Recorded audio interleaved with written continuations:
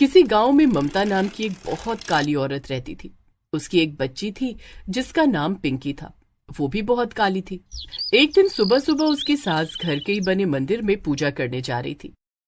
गोविंद बोलो हरि गोपाल बोलो। अरे अगरबत्ती तो खत्म हो गई, किसको भेजो दुकान? कलूटी को भेज देती हूँ। कलूटी, अरे ओ कलूटी। क्या हुआ दादी? दूर खड़ी रह मुझसे। वो देखो मैंने पैसे रख दिए हैं, उठा और जल्दी से अगरबत्ती लेकर आ। पिंकी दुकान पर जाकर अगरबत्ती ले आई और मंदिर के बाहर जमीन पर रख दी। तेरा काम हो गया ना, अब जा यहाँ से, मेरे सामने खड़ी मत रह। तू इतनी काली और भद्दी है कि भगवान भी आशीर्वाद देने नहीं आएंगे, मेरी पूजा खराब हो जाएगी। पिंकी की आंखें नम हो गईं। वो भागकर अपनी माँ के पास चली गई जो किचन में खाना बना रही थी। माँ, ना ही पापा हम लोगों से कायदे से बात करते हैं और ना ही दादी माँ। ऐसा क्यों है? क्योंकि हम दोनों काले हैं ना बेटा, हमारे देश में काले रंग की कोई इज्जत नहीं होती। तो क्या मैं बिल्कुल भी अच्छी नहीं दिखती माँ? अरे नहीं पिंकी, मेरी बेटी तो इस दुनिया की सबसे खूबसूरत बेटी है। कुछ ही दिनों बाद जन्माष्टमी का त्योहार आने वाला था। शाम को पिंकी जब गांव में इधर उधर घूम रही थी तब चारों तरफ कृष्ण भगवान की मूर्तियां उसे दिखाई दे रही थी। रात में उसने अपनी माँ से कहा, माँ, इस बार जो अपने गांव में झांकी होने वाली है उसमें राधा मैं बनूंगी। हाँ पिंकी बेटा, इस बार राधा तू ही बनेगी। दोनों माँ बेटी आपस में बात कर ही रहे थे कि तभी उसकी सास ने ममता को आवाज लगाई। अरे ममता, ममता कहाँ मर गई काली नागिन? इतने में ममता भागकर अपनी सास के पास आई। क्या हुआ माँ जी? मैंने तुझसे कहा था कि बाथरूम में मेरे इतने सारे गंदे कपड़े पड़े हैं, उन्हें धो देना, पर अभी तक तूने कपड़े नहीं धोए। मेरी बेटी आने वाली है, क्या सोचेगी वो? पूरा घर भी साफ करना है। अपनी माँ को इस तरह से जलील होता देख पिंकी को बहुत बुरा लगा। उसकी आंखों से आंसू निकल आए। दादी माँ, मेरी माँ के साथ ऐसा मत करो, हम दोनों मिलकर जल्दी जल्दी कपड़े धो देंगे और पूरा घर भी साफ कर देंगे। तुम दोनों एक साथ एक जगह पर ना रहा करो, पूरे घर में अंधेरा हो जाता है। जल्दी से दोनों लोग अपनी काली काली शक्लें लेकर यहाँ से निकलो। कल सुबह जब मैं सोकर उठूं तो पूरा घर साफ चाहिए, क्योंकि जन्माष्टमी भी 2 दिन बाद है। ममता रात में सारे कपड़े धोने लगी। पिंकी भी झाड़ू लेकर घर का जाला साफ करने लगी, लेकिन उसकी माँ ने उसे रोक दिया। अरे पिंकी बेटा, रहने दो तुम, अभी तुम बहुत छोटी हो, मैं साफ कर दूंगी। नहीं माँ, मुझे इस तरह आपको मेहनत करता देख बहुत बुरा लगता है। तो इस तरह रात भर में उन दोनों ने मिलकर पूरा घर साफ कर दिया। पिंकी घाघरा चोली पहनकर राधा बनने की कोशिश कर रही थी, लेकिन तभी उसकी सास वहां पर आ गई। ये सब क्या नौटंकी कर रही है कलूटी? अरे सासू माँ, इस बार पिंकी राधा बनेगी जन्माष्टमी में। इतना सुनकर ममता की सास जोर जोर से हंसने लगी। ये कलूटी राधा बनेगी? अगर ये बात भगवान कृष्ण ने सुन ली तो वो तो दोबारा मर जाएंगे। इससे खूबसूरत तो राधा की दासियां रही होंगी। आहा, ये भी मैंने बहुत बड़ी बात कह दी। तेरी बेटी से ज्यादा तो खूबसूरत राधा की दासियों के चप्पल होंगे। उसकी सास पिंकी को ताने मार ही रही थी कि तभी अचानक किसी ने घर का दरवाजा खटखटाया। मेरा मुंह क्या देख रही हो तुम? जाओ देखो कौन आया है। ममता ने जाकर दरवाजा खोला तो बाहर उसकी ननद थी। उसकी ननद के बच्चे भी थे, एक लड़का और एक लड़की जो कि बहुत गोरे थे। और मम्मी कैसी हो? कितनी पतली हो गई हो? भाभी खाना वाना नहीं देती क्या? इन दोनों माँ बेटी का काला रंग देखकर मेरा वजन हल्का होता रहता है। अब तुम लोग आ गए हो तो थोड़ा घर में रोशनी रहेगी, वरना इनके काले रंग ने तो सब बर्बाद ही कर रखा है। तो इस तरह ममता की ननद का राज उस घर में चलने लगा। उसकी ननद और ननद के दोनों बच्चे बहुत ही गोरे थे। खैर अगले दिन, ए काली लड़की, इधर आना जरा। मेरा नाम काली लड़की नहीं, मेरा नाम पिंकी है। तुम्हारा नाम पिंकी नहीं, तुम्हारा नाम तो कोयला होना चाहिए। हम दोनों को घोड़े पर बैठना है, जल्दी से घोड़ा बन जाओ। तुम दोनों मेरे ऊपर बैठोगे? और नहीं तो क्या, घोड़े के नीचे बैठा जाता है क्या? एक नंबर की पागल ही हो तुम। तुम्हारी माँ भी पागल, तुम भी पागल। काले लोग होते ही है पागल। चल जल्दी से घोड़ी बन, हमें खेलना है। पिंकी घोड़ा बन गई। चिंकी उसके ऊपर बैठ गई। इसके बाद चिंकी का भाई विकी बेल्ट से उसको मारने लगा। उसे बेल्ट मारता देख ममता ने देख ली। वो भागकर उसके पास आई। पिंकी का हाथ ममता ने पकड़ा और वहां से चली गई। विक्की, हमारी काली घोड़ी चली गई। माँ, कहाँ हो तुम? मेरी काली घोड़ी कहाँ गई? वहीं दूसरी तरफ ममता अपनी बेटी को डांट रही थी। पता नहीं कब तक हमारा जीवन ऐसे ही चलता रहेगा। अगर इन लोगों को काली लड़की पसंद ही नहीं थी तो मुझसे शादी ही नहीं करनी चाहिए थी। हे कृष्ण भगवान, तू ही कोई मदद कर। खैर, अगले दिन जन्माष्टमी का दिन आ ही गया, जिसका सभी को इंतजार था। सभी लोग राधा कृष्ण की भक्ति में लीन थे। सभी रात होने का इंतजार कर रहे थे। ममता की ननद ने अपने दोनों बच्चों को राधा कृष्ण बनाकर तैयार कर दिया। वहीं दूसरी तरफ ममता ने भी अपनी बेटी पिंकी को राधा बनाकर तैयार कर दिया। श्याम रंग में पिंकी बहुत खूबसूरत लग रही थी। घर के बाहर आंगन में बहुत ही खूबसूरत झांकी सज चुकी थी। पूरा गांव वहां पर इकट्ठा था। अरे बिटिया, भगवान कृष्ण का जन्म होने ही वाला है, तो क्यों न उससे पहले राधा कृष्ण का एक सुंदर सा नृत्य हो जाए। इतना सुनते ही उस भीड़ में से पिंकी खड़ी हो गई। मैं तैयार हूँ राधा का नृत्य करने के लिए दादी। सभी गांव वाले राधा को देखकर जोर जोर से हंसने लगे।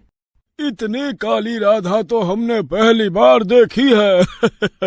अगर ये राधा बनकर नृत्य करने लगी तो भगवान कृष्ण आज रात तो क्या इस गांव में कभी नहीं आएंगे। अपनी बेटी की पूरे गांव वालों के सामने बेइज्जती होती देख ममता ने अपनी बेटी का हाथ पकड़ा और वहीं भीड़ में बैठ गई। सभी गांव वाले राधा कृष्ण की भक्ति में मगन हो रहे थे कि तभी अचानक वहां पर दो भिखारी आ गए। राधे राधे सभी को, क्या हम भी यहाँ बैठ सकते हैं? हम भी राधा कृष्ण का नृत्य देखने आए हैं। ये देखो, बस इसी की कमी थी। वैसे भी मेरा काला रंग देखकर दिमाग खराब हो गया था। ये दोनों भिखारी भी इतने ज्यादा काले हैं कि मुझे उल्टियां आ रही हैं। गांव वालों, जल्दी से इन दोनों को यहाँ से भगाओ।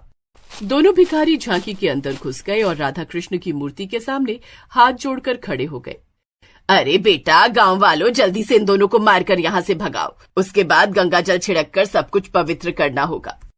तभी गांव के कुछ आदमी उठे और डंडे मारकर उन दोनों को वहां से भगाने लगे।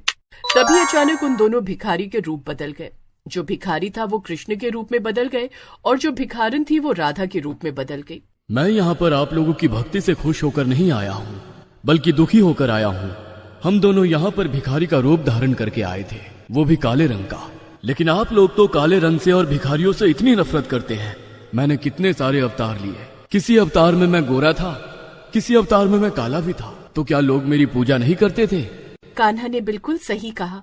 अगर आज हम दोनों की जगह असली भिखारी होते तब तो वो बेचारे मार दिए जाते इस गांव में आप लोगों के बीच। आप लोगों को जन्माष्टमी मनाने का कोई हक नहीं, जब अंदर से ही तुम लोग पापी हो। आप सभी के अंदर भिखारियों और काले रंग वालों को लेकर इतना पाप भरा हुआ है कि बाहरी रूप से जन्माष्टमी का त्योहार मनाकर तुम ईश्वर को कभी प्राप्त नहीं कर पाओगे। पिंकी बेटा, ममता, आप दोनों यहाँ पर आओ। ममता और पिंकी खुश होकर राधा कृष्ण के पास आ गए। राधा कृष्ण ने दोनों के सर पर हाथ रखा और दोनों ही बहुत खूबसूरत हो गए। आज की जन्माष्टमी में अगर कोई राधा बनेगी तो वो पिंकी, और कोई नहीं। मैं भी बचपन में श्याम रंग का था, पर मुझे तो सभी बहुत प्रेम करते थे। तो आप लोग काले रंग से इतनी नफरत क्यों करते हैं? उसके बाद ममता, उसकी सास, उसकी ननद और पूरे गांव वालों ने राधा कृष्ण से माफी मांगी। मैं तो भिखारी बनकर आप लोगों की परीक्षा लेने आया था, लेकिन आप दोनों ने तो मुझे और राधा को डंडे से मारना शुरू कर दिया। आप लोग परीक्षा में फेल हो गए, और जो लोग फेल हो जाते हैं उन्हें कोई आशीर्वाद नहीं मिलता। जिन्हें आशीर्वाद देना था उन्हें हमने दे दिया है। अगर आप लोग अब अपनी गलती का प्रायश्चित करते रहोगे तो धीरे धीरे हम दोनों आपको माफ कर देंगे। इतना बोलकर राधा और कृष्णा वहां से गायब हो गए। सभी लोगों ने जन्माष्टमी का त्योहार मनाया और अपने अपने घरों में जाकर प्रायश्चित करने लगे। उस दिन के बाद से ममता और पिंकी की उस घर में खूब इज्जत होने लगी। उसकी सास सुबह जब भी सोकर उठती थी, पिंकी के चरणों को स्पर्श जरूर करती थी, और इसी तरह वो सब खुशी खुशी रहने लगे।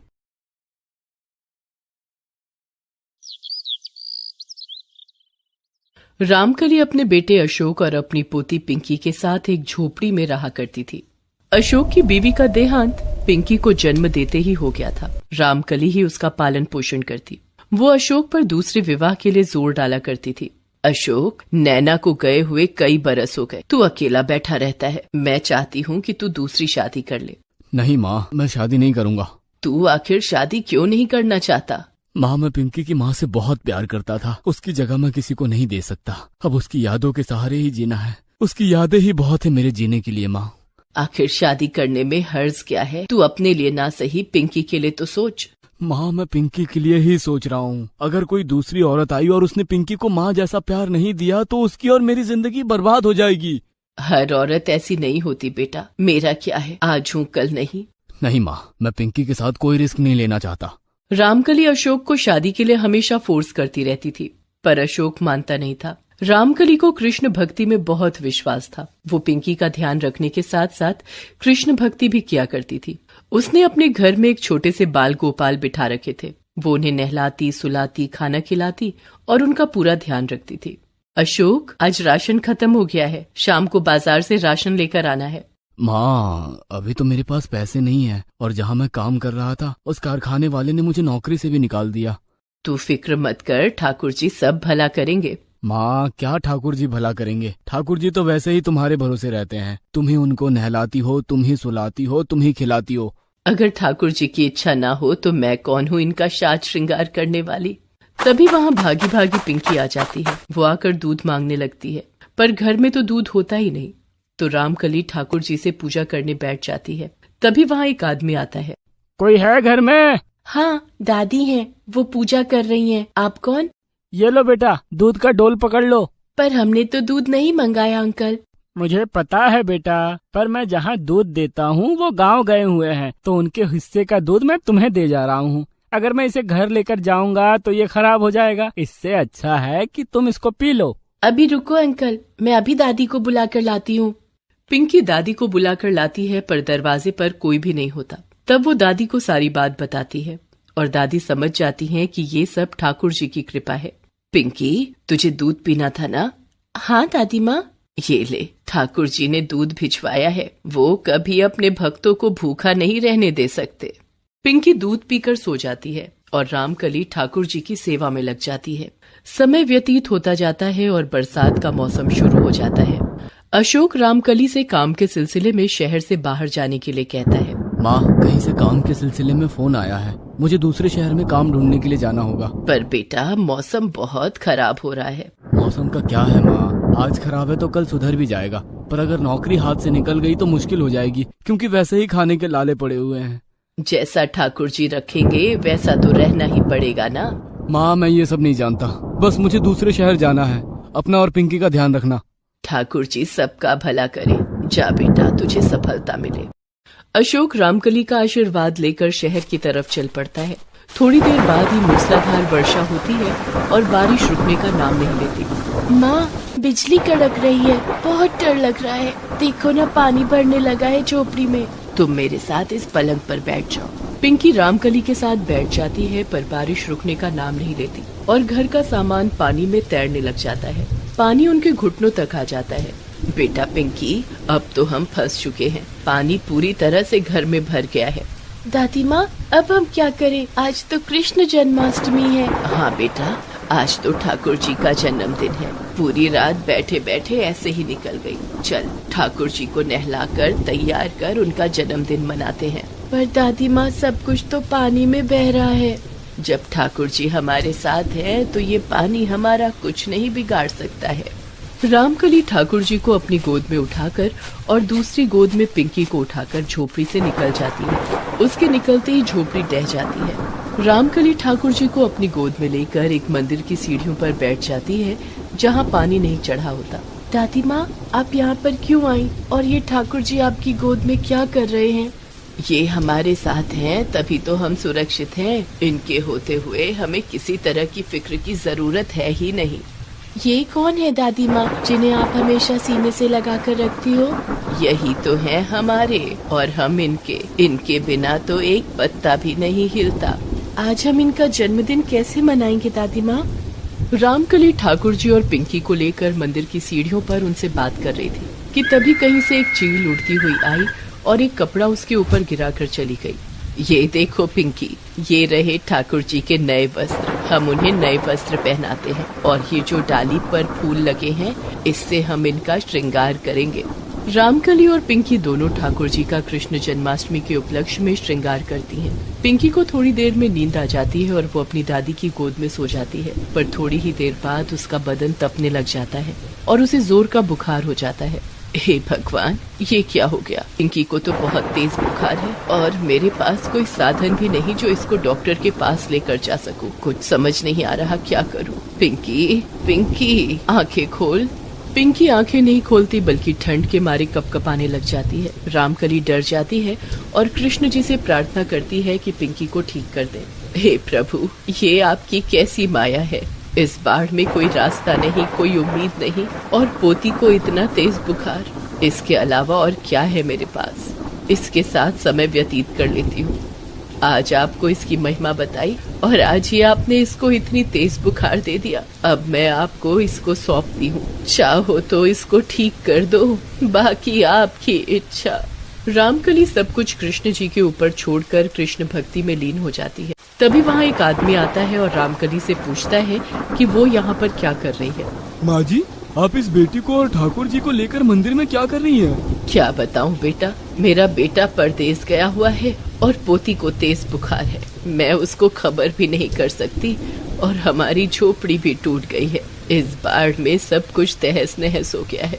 अब मैं अपने बेटे को खबर करूं भी तो कैसे। आप फिक्र मत करिए, मैं आपके बेटे को फोन मिला देता हूँ। आदमी अशोक को फोन मिलाता है। बेटा, पिंकी को तेज बुखार है, जल्दी से जल्दी आ जा, और हमारी झोपड़ी भी टूट गई है। माँ, मैं नहीं आ सकता, यहाँ सारे रास्ते बंद है, कहीं से भी निकलने का कोई रास्ता नहीं मिल रहा है, तुम खुद ही देख लो कुछ। रामकली हताश हो जाती है और अशोक फोन काट देता है। उसकी परेशानी जानकर वो आदमी जब पिंकी को देखता है तो उसको बहुत तेज बुखार होता है और वो चढ़ता ही जा रहा होता है। तभी वो आदमी बताता है कि वो एक डॉक्टर है। माँ जी, मैं एक डॉक्टर हूँ, यहीं पास में मेरा घर है, आप मेरे साथ मेरे घर चलो, मैं आपकी पोती का इलाज कर दूंगा। शुक्रिया, बस मेरी पोती को बचा लो। आदमी रामकली और पोती को अपने घर ले जाता है। रामकली मन ही मन कृष्ण जी को याद करती रहती है। थोड़ी देर में पिंकी को होश आ जाता है और उसका बुखार भी उतर जाता है। जब रामकली आंखें खोलती है तो वहाँ कोई नहीं होता। वो चारों तरफ देखती है पर उस घर में कोई नजर नहीं आता। आस पड़ोस में पूछने पर पता चलता है कि वो घर बहुत बरसों से खाली है।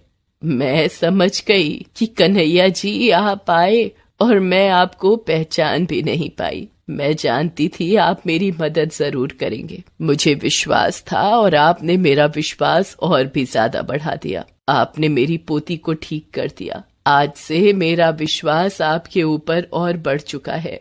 रामकली कुछ समय तक वहीं पर रहती है और अपनी पोती की देखरेख करती है। वो अब कृष्ण भक्ति में और अधिक समय बिताने लग जाती है।